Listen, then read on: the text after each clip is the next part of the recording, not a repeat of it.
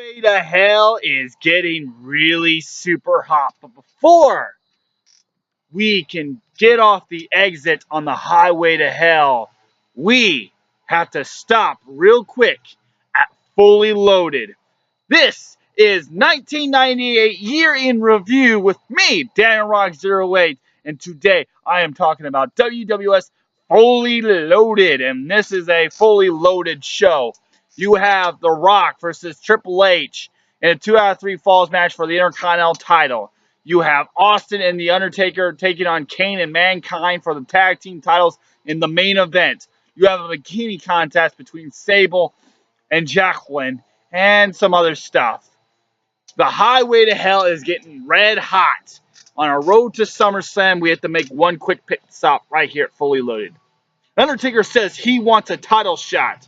And by the way, Kane lost his title the night after King of the Ring back to Stone Cold Steve Austin. The Undertaker wants a title shot. He wants it. And he gets it. But he gets it at SummerSlam. So you have to wait. Triple H, because of the Nation, because of The Rock, lost his European Championship to D'Lo Brown the night prior to this. Undertaker and Kane, they're showing some form of alliance, and everybody's questioning, are you with Kane? To which Undertaker keeps on replying, you can go to hell. He says that to Vince, and then Steve Austin asks, are you with Kane? He says, you can go to hell with him too. So is Undertaker with Kane? Is Kane with The Undertaker? Are they in cahoots? Does Undertaker want to rub Kane's big red behind? I don't know. What does he want to lick his big red nipples? What was that? What was that? What The Rock said at the Royal Rumble about Undertaker and Kane being together, licking nipples and something like that. Let's get to it. Anyways, Val Venis defeated Jeff Jarrett in a decent match. You know, you have Val Venis and you have Jeff Jarrett. These two guys have completely different fucking characters. You have Val Venis, your porn star, and you have Jeff Jarrett, your traditional wrestler type generation goody two-shoes guy. Yeah, whatever. Good match, 5.5. D'Lo Brown defeats X-Pac to retain his European title in a decent match, a 6 out of 10. Farouk and Too Cold Scorpio defeats Terry Funk and Bradshaw in a terrible match. Terry Funk said that he needs to go home and recharge his batteries because, you know, he's getting pretty old. And so this would be his last WWF match, I do believe. So, or at least that's what he says this would be. That didn't sit too well with Bradshaw, as he just found out. Next up, we have Mark Henry, Sexual Chocolate. He isn't Sexual Chocolate yet, but he is part of the Nation, defeating the fat piece of shit Vader. You know, you can't really take Vader serious after he says, I'm just a big fat piece of shit. A big fat piece of shit. Vader loses to Mark Henry, and I'm pretty sure Vader would have one more pay-per-view match with Bradshaw before he leaves the WWF. So Mark Henry, Sexual Chocolate, defeats the big fat piece of shit Vader. 2 out of 10. Next up, the Disciples of Apocalypse. They still are with the Federation. They still have a job. And now, Paul Ellering's with them. What the blue as hell is Paul Ellering doing with DOA? You know, it's not like Paul Ellering with the Authors of Pain 18 years later in NXT with the Authors of Pain and actually helping them out and actually make them fucking great. This is DOA with Paul Ellering. It's just terrible. The mixed match here does not work out too well. They defeat LOD 2000, however, in a shitty match. 2 out of 10. During this time period, Draw is going to be trying to take over Hawk's spot in LOD 2000. Not Liver Spot, not Dog Spot, not Spotlight, but Hawk's spot in LOD 2000. And soon enough, Road Warrior Hawk would fall off of a Titantron and presumably would die on TV. That actually happens, by the way. Also, during this time period, we had to deal with the Brawl for All. So, yeah. If you want to watch these Raws on the network, yeah, make sure you want to skip the Brawl for All and the Road Warrior stuff. Ugh, cringeworthy at its peak. Next up, Owen Hart defeats Ken Shamrock in a dungeon match. What the blue hell is that? A dungeon match. Well, this match is literally taking place in the Hart family dungeon. I cannot imagine the conversation that Owen Hart and the WWF and Vince McMahon had with Stu Hart. It's like, could you imagine Owen Hart having this conversation with Stu? It's like, hey, Dad, me and the WWF, we had this big match, and we're going to have a match down in the dungeon, Dad. Can I have some friends over? I promise we won't break anything. Yeah, it's just weird, you know. This is a very weird match. It's taking place in the dungeon. There are no ropes. There's no turnbuckles. Imagine backyard wrestling. In the basement. These are two grown men, two highly respected athletes in the Hart family dungeon. They work with what they've got here. The funny thing with Ken Shamrock is they used a lot of gimmicks. They tried getting a lot of gimmick matches with him. The dungeon match. Later on, you would have this street fight. I talked about it in another paper. I talked about it Fully Loaded 1999 review, where you had a circle of cars and you escaped the circle of cars. And then you have the Lions Den match coming up at SummerSlams, 98 and 99. So, Ken Shamrock trying to get all these gimmick matches over. Dungeon match, it's okay. Whereas the circular cars match is terrible. But that match would actually get a redemption with John Cena and Eddie Guerrero on an episode of SmackDown. They did a whole parking lot brawl with the cars intact deal. Anyways, this is an okay match. They work what they got. Dan Severn's the referee. He goes down with the spinning heel kick from Owen Hart. And then Owen Hart makes it look like Ken Shamrock is tapping out to his crippled crossface. Yes, he has a crossface on him. It's kind of... Ooh. But 5.5 out of 10, not much to talk about here. Again, they're wrestling in a dungeon. Could you imagine the conversation that they had with Stu Hart? Hey, we're going to wrestle. We're going to have a match in your dungeon, in the basement. Would that be okay? And I'm going to use this water pipe in the dungeon to do hurricanranas and power bombs and stuff like that. And we're going to bash our heads into the wall, into the windows, into the doors. And could you just imagine Stu Hart, and the entire time Jerry Lawler is asking, where is Stu? Could you imagine Stu Hart watching this upstairs? Like, just imagine if Stu Hart yelling and screaming during this match, like, keep the damn noise down, son. Like, what the hell is going on here? What if, like, old man Stu just barged in? Like, what the hell's going on here? I told you not to wrestle in my basement. Get the hell out, son.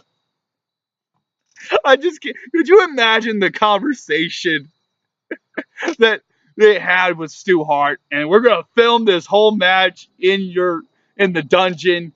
Imagine if Stu Hart was actually watching upstairs and then he came downstairs to check on Owen or to yell at Owen for breaking something. That'd been funny as shit.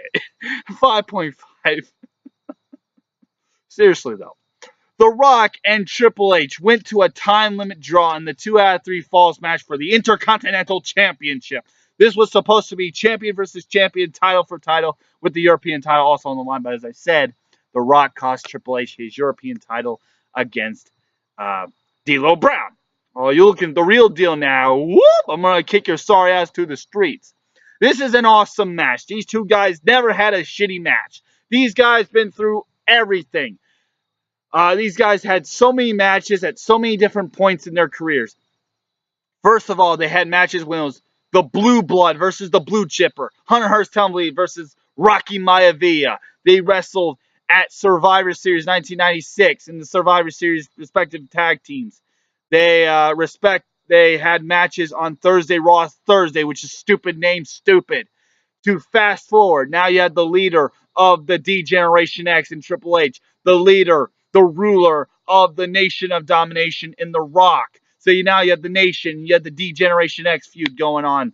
And then they would feud over the Intercontinental title. And then later on, now it's The Rock, the corporate champion, versus the leader of DX, Triple H. And then later on, it's the People's Champion versus The Game, The Rock versus Triple H, well into 2000 and into 2001. These guys fought so many times and so many different points in their careers. As I stated, the Blue Chipper versus the Blue Blood, the leader of DX versus the ruler of the Nation, the corporate champion versus the leader, the People's Champion versus the Game.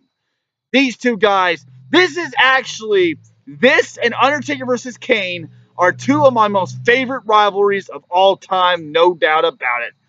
Another fine match between two stellar performers. An 8 out of 10, and they go to a time limit draw, and a 30-minute time limit draw, by the way. Although the ending kind of pisses me off because Triple H had a pedigree on The Rock, and they had like 7 seconds to go. But Earl Hebner, who clearly had time to count 1, 2, 3 in the nick of time before time expired, he just pats on Triple H's shoulder before the bell is even sounded. He just taps on Triple H's shoulder and, hey, yo, the time has expired. And then 5 seconds later, the bell rings. So no, Earl Hebner, the time did not expire. You had enough time to count 1, 2, fucking 3. So you screwed Bret Hart and you screwed Triple H. Fuck you, Earl Hebner.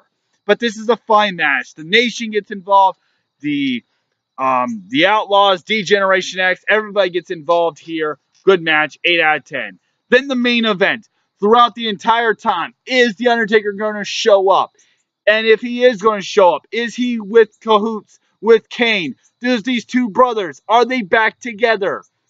Does Undertaker want to lick Kane's nipples? Where that Rock promo was entitling. Whatever the fuck.